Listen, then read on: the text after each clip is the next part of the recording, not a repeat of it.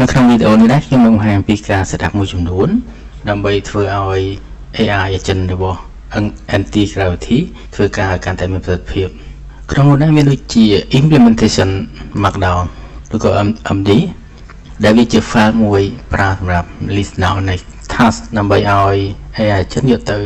proceed ដើម្បីចេញជា file ឬក៏ចេញមក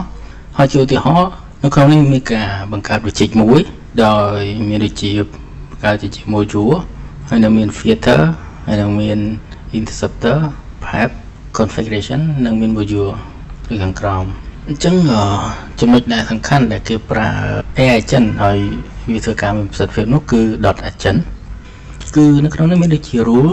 skill ហើយនឹង workflows rule នេះគឺជាការកំណត់ rule មួយទៅឲ្យ AI agent ដើម្បីក្នុងការបង្កើត project ឬក៏ធ្វើការមួយទៅតាម rule ដែលយើងបានកំណត់បើយើងនិយាយសាមញ្ញដូចជាការបង្កើត standard rule ហើយ project មួយអញ្ចឹងឧទាហរណ៍ដូចជាយើងបង្កើត naming convention ដោយយើងក្នុងការដាក់ឈ្មោះ parameter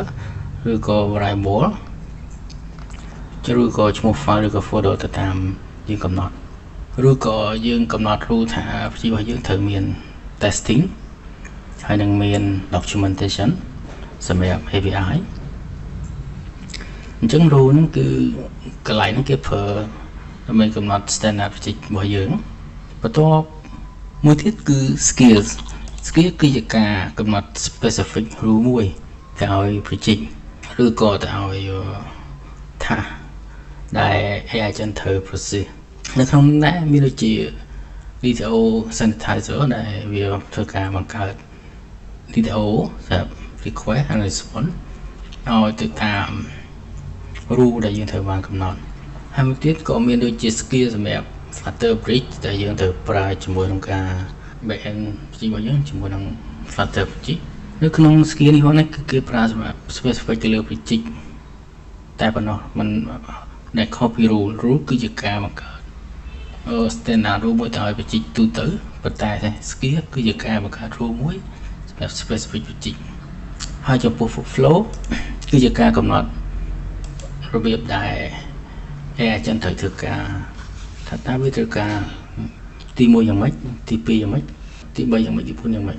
គឺជាការកំណត់របៀបធ្វើការទៅឲ្យ workflow របស់ AI agent ជាងនោះថានេះជាការ refactor detail ឬក៏យើងកំណត់ detail នៅក្នុង project អញ្ចឹងនៅក្នុងនោះគឺគេនឹងមានការ convert de-identify schema ទៅមកគឺគេ generate detail ជា detail នោះត្រូវមានយ៉ាងម៉េចហ្នឹងហើយនឹង detail សម្រាប់ controller អញ្ចឹងនិយាយចំថាគេត្រូវការបង្កើត module មួយអញ្ចឹងនៅក្នុង module នោះត្រូវមាន detail ត្រូវមាន controller file module file ហើយនឹង switch file អញ្ចឹងបន្ទាប់មកគឺវានឹងត្រូវបង្កើត module file ហើយ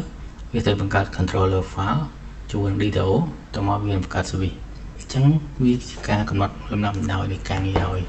ទៅ AI agent ហើយនៅការកំណត់ .agent នេះផងដែរ